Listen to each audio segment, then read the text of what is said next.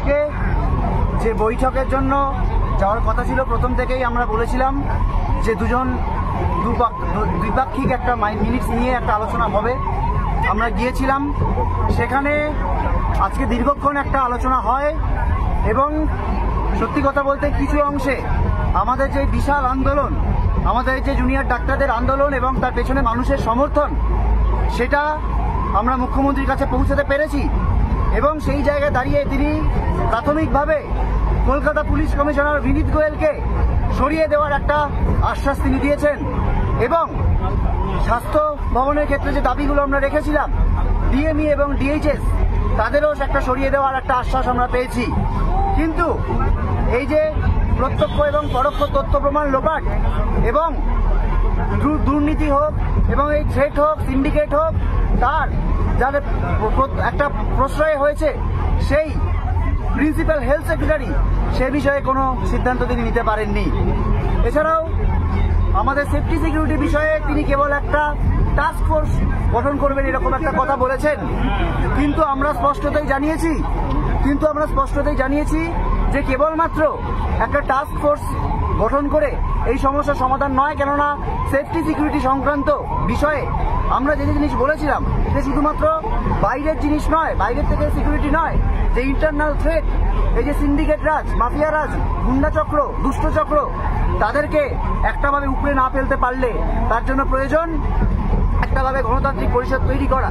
সেই বিষয়ে একটা আলোচনা পথ ওপেন হয়েছে, কিন্তু সেই নিয়ে কোনো কথা কিন্তু খুব বেশি দূর এগোয়নি। আমরা ফার্দার ডিসকাশনে পরে বসতে পারি এরকম একটা কথা হয়েছে।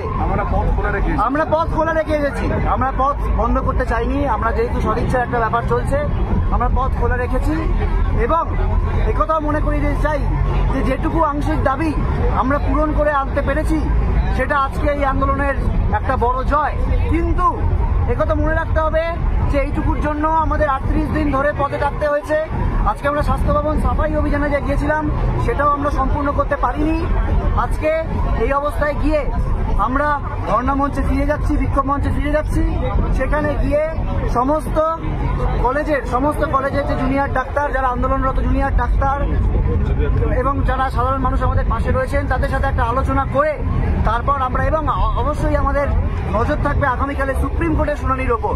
এবং অবশ্যই যে কিছু আলোচনা হয়েছে, সেই আলোচনা যতক্ষণ না বাস্তবায়িত হচ্ছে, সেই বাস্তবায়নের ওপরেও আমাদের নজর থাকবে যে কতক্ষণে, কতদিনে এই বিষয়টির একটা বাস্তবায়ন হয়, সেদিকেও আমরা তাকিয়ে রয়েছি।